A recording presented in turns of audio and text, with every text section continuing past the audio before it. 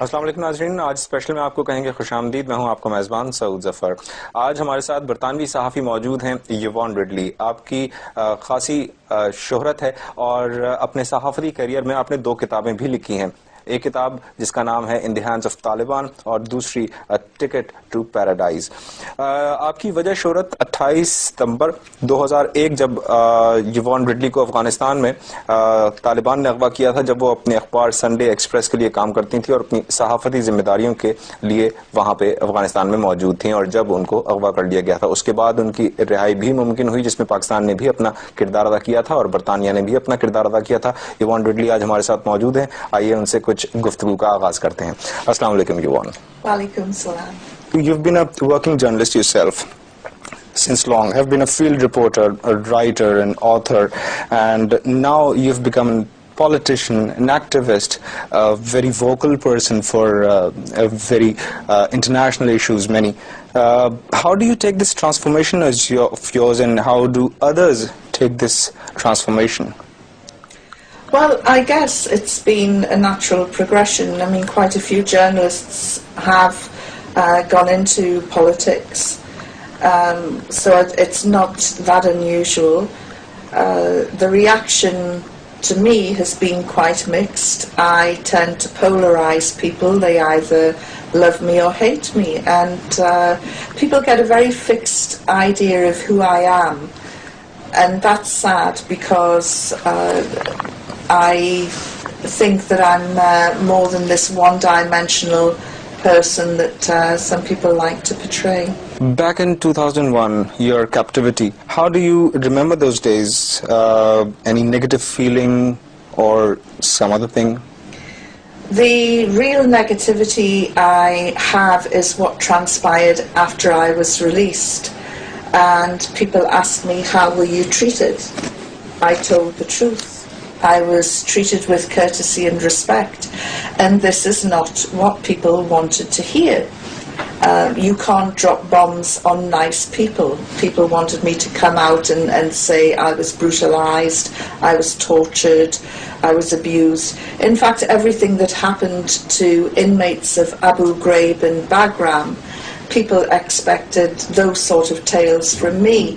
What they didn't expect was me to emerge unscathed and say I was treated with courtesy and respect. But that was the truth. Had I been brutalized, I would have said, they did this. But they were very nice to me. And because I told the truth, I have been labelled a Taliban apologist. If I had come out and invented a pack of lies, I would be a very wealthy woman now. I would be feted by the American neocons. I'd probably have a couple of visiting professorships at universities in America, and people would probably hail me here, there and everywhere. Instead, it's, oh, that Taliban apologist. So the truth, you know, is telling the truth can be almost a revolutionary act.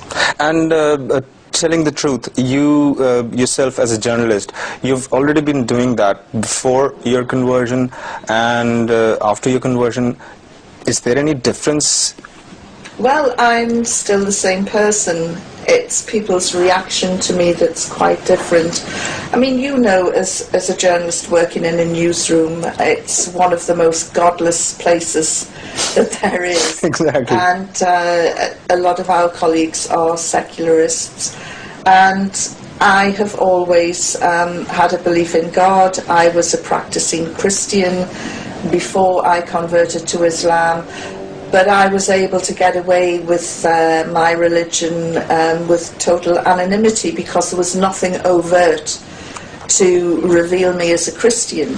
And so I was able to follow my faith unhindered. The moment I put on a hijab, I was immediately propelled to the front lines defending Islam. and people were attacking me simply because of this cloth. This is what identifies me as a Muslim woman. I still wear Western clothes, I still dress in Western fashions, but I cover. And it is the hijab, and it just brings down a red mist in some people's eyes. When you were a Westerner, you were a Christian, a practicing Christian, as you said. How you took those veiled Muslim women? You probably saw them in UK and other parts of the world. Well, I have to hold my hands up and admit, if I had seen a group of Muslim women wearing veils, I would think, oh, look at those poor subjugated women. Oppressed, quiet, as they say, uneducated. And now I see a Muslim woman wearing a veil, and I look at her and I wonder, has she got a degree, an MA, a PhD? Is she an engineer? Is she a doctor, a lawyer? Is she running a family as well? Is she the backbone of her community? And I just see a multi-skilled, multi-talented woman in front of me. Just the other day, I had lunch with a group of women from Jamaat Islamic. They are demonized even in Pakistan. They are.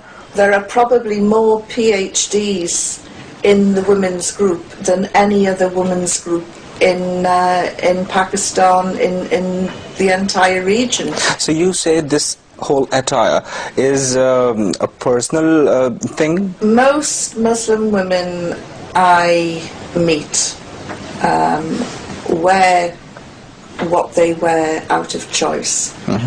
I have yet to meet a Muslim woman who's pulled me aside and said, I don't want to wear my hijab. What I have had in Britain are Muslim girls coming to me saying, I want to wear the hijab, but my parents won't let me. What advice would you give? And some of these girls are leaving home without the hijab, and as soon as they get round the corner, they're putting their hijab on. And it's quite sad that parents are afraid of this religious identity.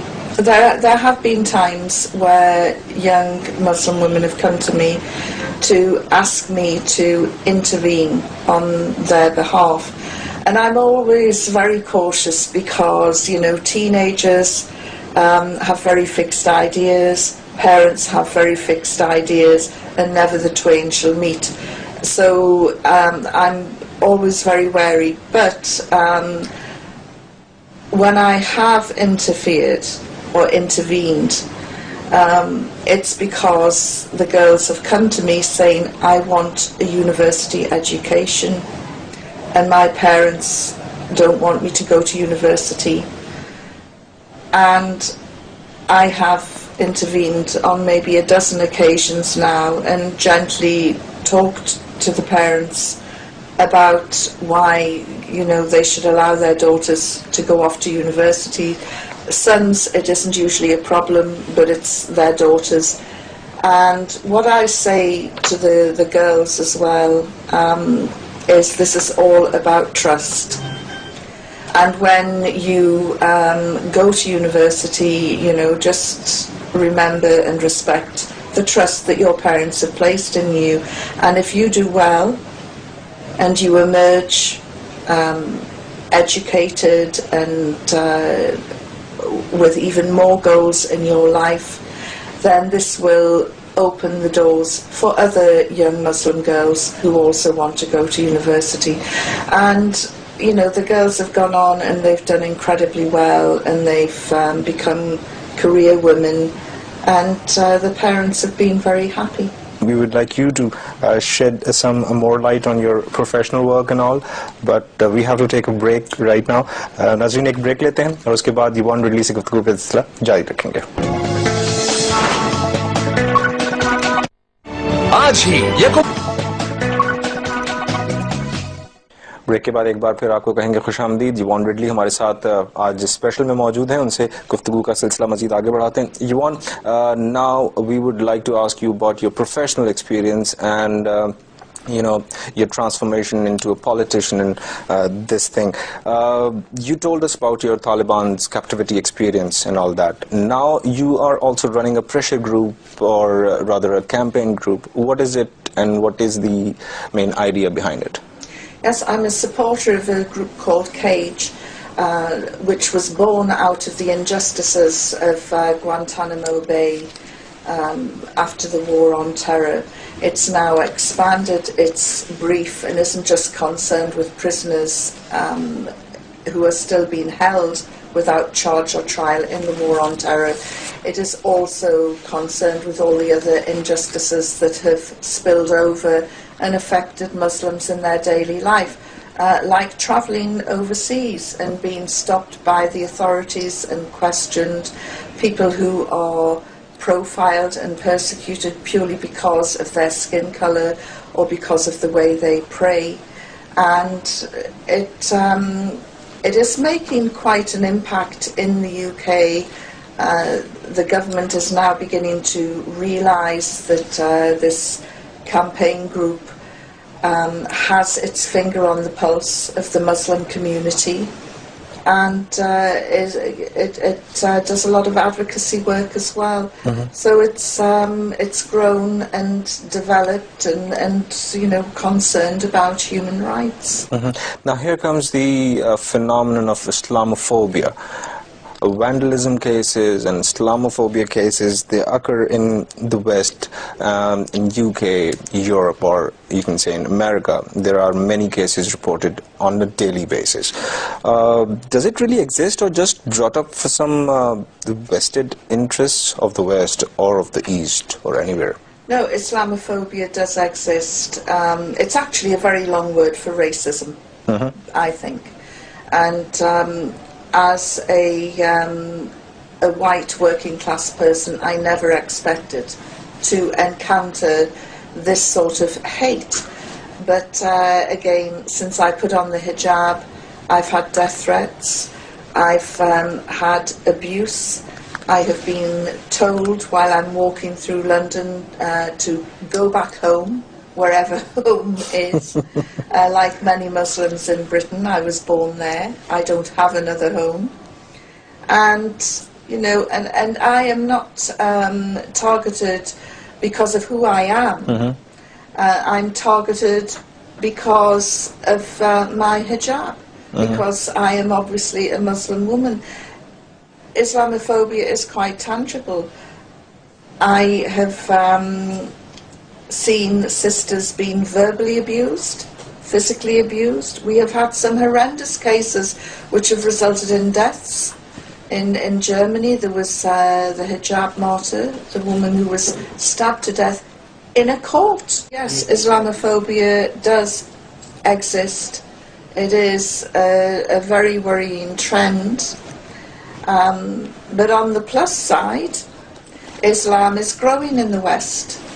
It is the fastest growing religion in the West, and since 9/11 more than 100,000 people have embraced Islam in the UK.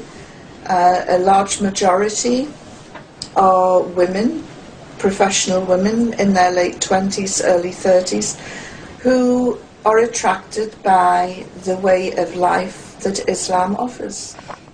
I keep telling Muslim women that, the moment we put a hijab on, we become an ambassador of our faith, and that we should go out there with confidence and try and achieve the best that we can, because we are constantly being judged, not as individuals, but as Muslims. And advocate for your religion also. Yes. And, we need to be more unified. We're living in an age now where it's trendy to be godless, where it's trendy to be a secularist, and unfortunately I see it growing in Pakistan, a country which I love and regard as my second home, but there is a growing element who think that it's trendy to mock those who follow Islam. For some bizarre reason, they think it endears them to Westerners, which is rather strange, but whatever their reasons. And some of this drive to attack Islam is it's quite shocking, and it shows a great level of intolerance on their part. I certainly don't go around trying to convert people to Islam, and I feel as though they shouldn't go out and try and dissuade people from following their faith, whether it's Christianity, Islam, or another faith. We all need to be more tolerant. Okay. There were phenomena like extremists, then they become Islamists, and now jihadist phenomenon is coming up these days. Especially I'm talking about the media and West media. How do you take this thing, being a journalist yourself? Well, it's difficult in the Western media.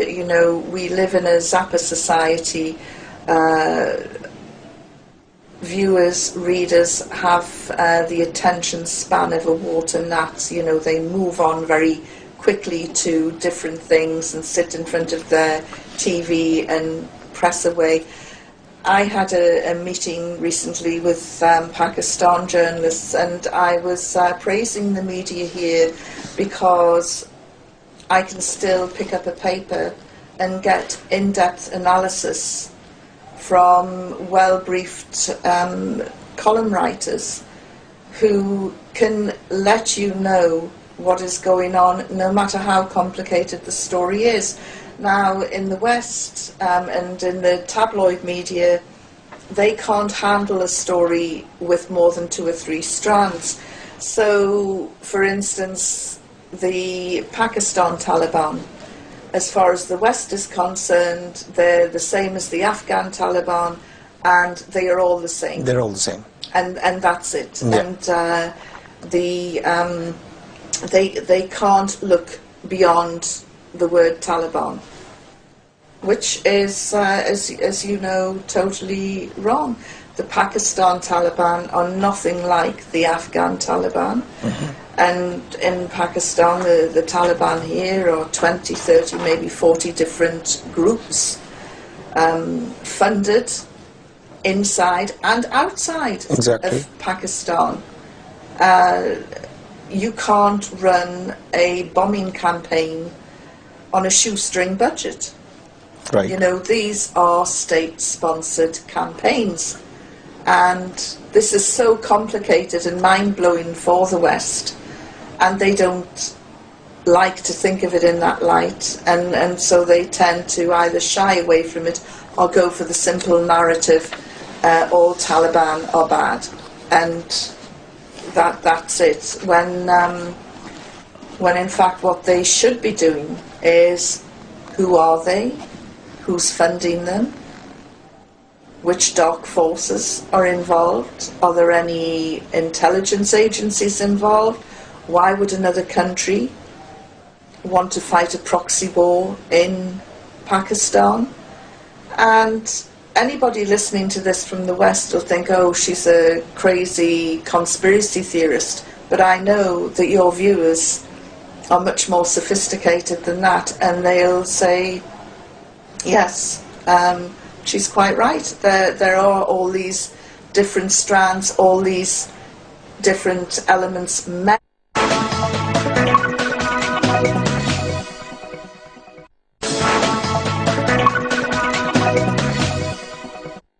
And destroying. The one thing that I would say is I don't know a single Pakistani who has rejoiced in the death of men, women and children in a marketplace bombing. Or in a mosque. Or in a mosque, or a cinema, or on a school bus. Exactly. This is, it is not the character or nature of Pakistani people. It's certainly not the character or nature of Islam. And you can take the most distorted twisted version of Islam, and it's still not there. You know, it's just an abomination. Exactly. You've been yourself an advocate for Taliban since you got out of their captivity. A bit positive image you've brought up of these Talibans. But now Afghanistan is also holding talks with them. Pakistan is also in the same process. The Americans want to get out of Afghanistan. It's been a complete disaster from start to finish. Not only have they become the problem, they're certainly not the solution. It has been an unmitigated disaster, which was said by Hamid Karzai just a few days ago when he said the Americans have brought death and destruction to Afghanistan. Whichever way you look at it, you can't spin any sort of success out of the occupation of Afghanistan. Pakistan, the Taliban, it's a totally different situation here. But with both scenarios, the only way is to sit down and talk. And talking is far more preferable than bombing.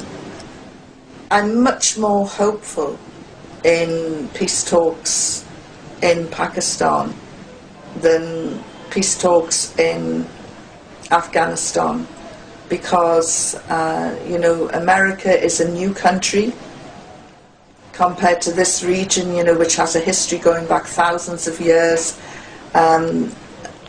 America doesn't have a history.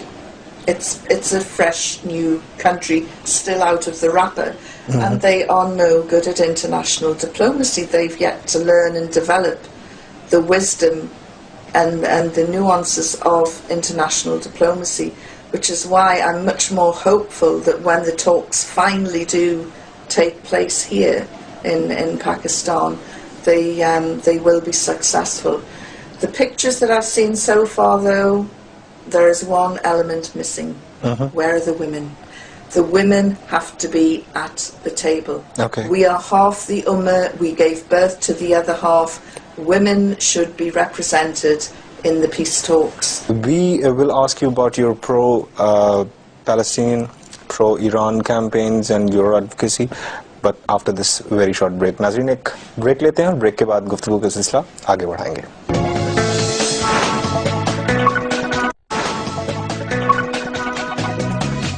एक बार फिर आपको break के बाद कहेंगे खुशामदीद. आज special में हमारे साथ यूवॉन रिडली बरतानवी सहाफ़ी मौजूद हैं. उनसे गुफ्तगू का सिलसिला आगे बढ़ाते हैं. Yvonne, before we took a break, we wanted to ask you about you being vocal about these conflicts in Palestine, Iraq, Israel, Afghanistan, Chechnya, and also our part of this world, Kashmir. Do you really think all these conflicts, are they domestic problems, or some other countries or some outside forces are pushing them? Well, you mentioned Kashmir. I addressed a rally in Lahore recently for Kashmir Day, and Kashmir was a political football dropped in by the British, who then walked off the pitch and left Pakistan and India at loggerheads with each other. More than 63 years now. Since our independence. Yeah. And Kashmiris, they need to have a say in their own future, and there should be a referendum. But of course, there's a lot of political manipulation from India's side to destabilise and undermine the area. And I feel so sorry for the Kashmiris. They must feel like Palestinians, a very similar issue. They feel as though they're occupied by an outside force. But also with Kashmir, they're virtually forgotten. Now, quite why that is, I know they're not forgotten in Pakistan. They never will be. Yes, well, that's good, alhamdulillah, but, the rest of the world seems to pick up and put Kashmir down very quickly. And I'm not sure why that is because it is a grave injustice, and the Kashmiris do deserve to get justice. But they have the same DNA, the same determination as the Palestinians. Another area where the British, again, promised a piece of land that didn't belong to them, and gave it to somebody else. And, you know, we have the injustice that is Palestine. More than 6 decades there as well. But I know that whether it takes 20, 30, 40, 50, 100 years, that Kashmiris and Palestinians will get justice. Because, as I said, it's in their DNA. Resistance is their duty, because they know what is their land, they know what is right, and they are not going to give up that fight. So. And what about Syria? Syria, Syria! I could cry over Syria. We have Muslims on the ground killing Muslims. And if you got these, and they are majority men, if we got them all together and said, why are you fighting? They would all say, because we want rid of Bashar al-Assad, a brutal dictator. Who is the enemy? They would all say Assad. And then they start killing each other instead of going to try and get rid of the tyrant. And again, you have to look at why this is happening. And there are 4, 5, maybe half a dozen other countries fighting proxy wars in Syria. And within their countries, they're fighting war against their own brothers. Is this the same case in Egypt, you think? Egypt. Egypt is a classic example of what happens when you don't have unity.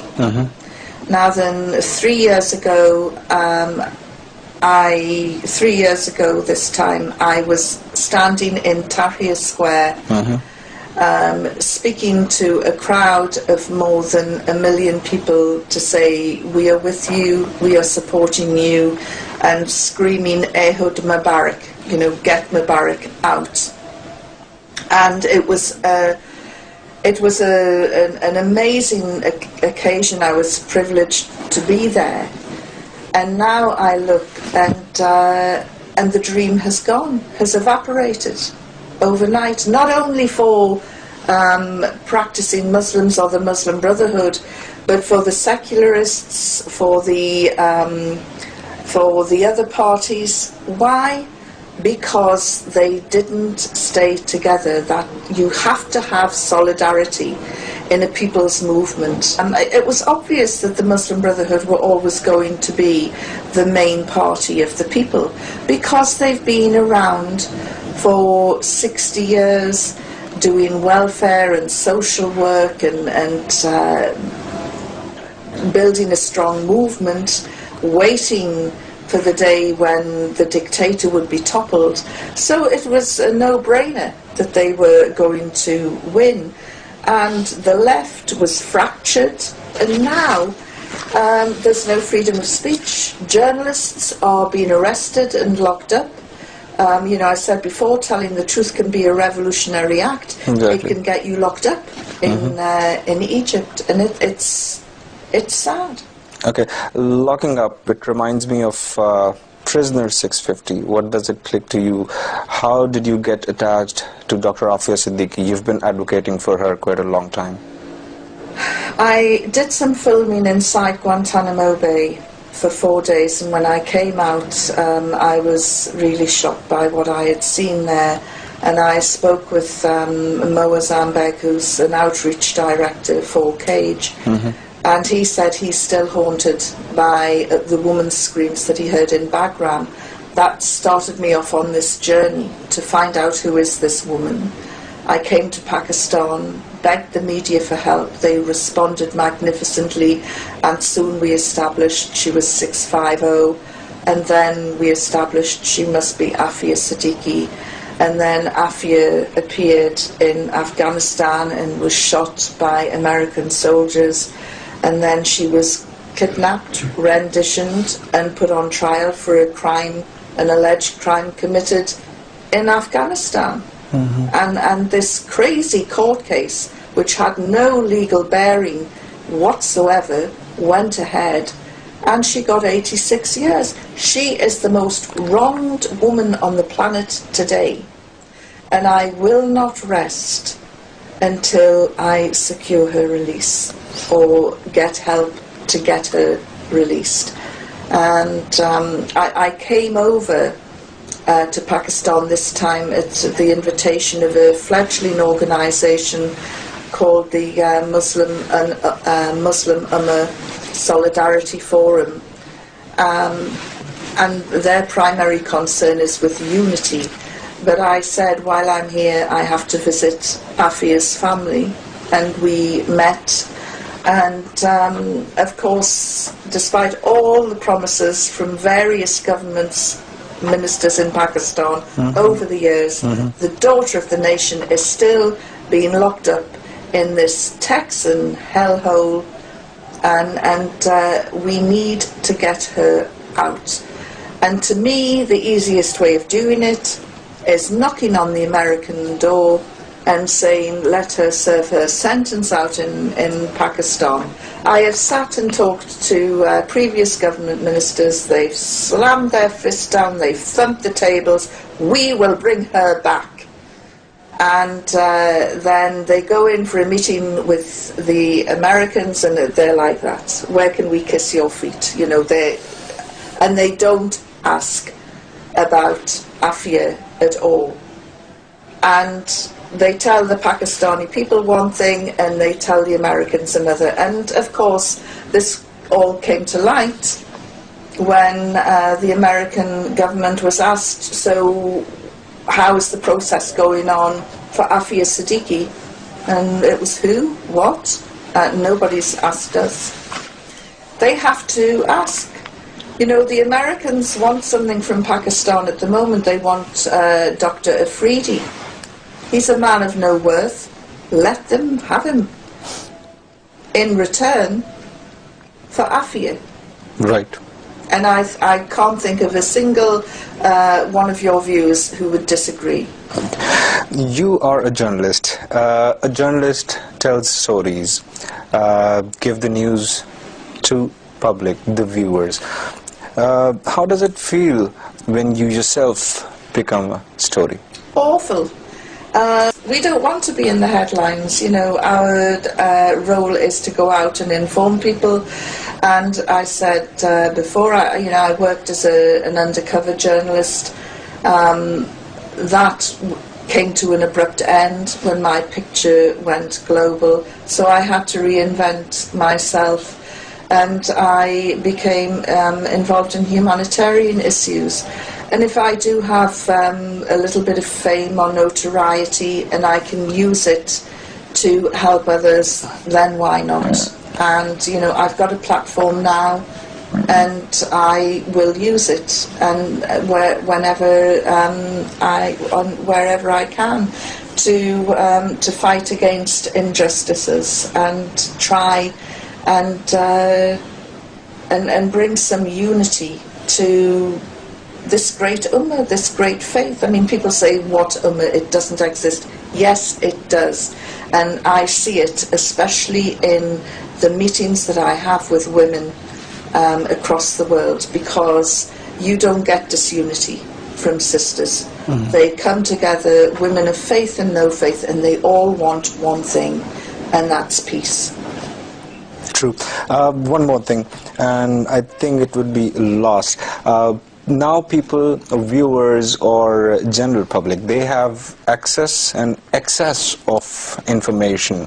Are they getting numbed, or they getting, you think they're getting too much of information these days?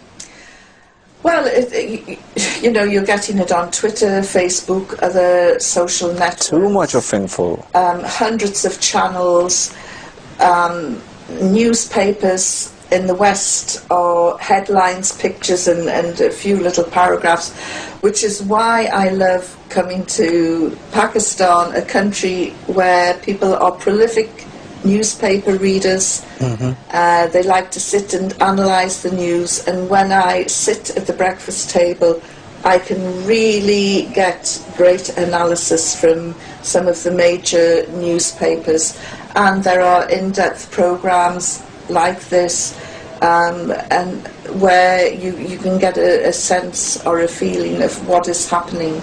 But we do live in a Zappa society, and I'm happy still to see that the print media appears to be thriving in Pakistan.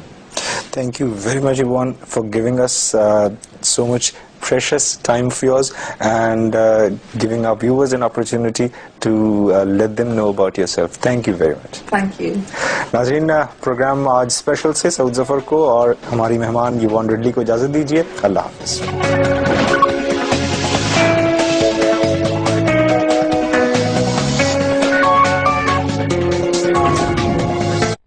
आज ही ये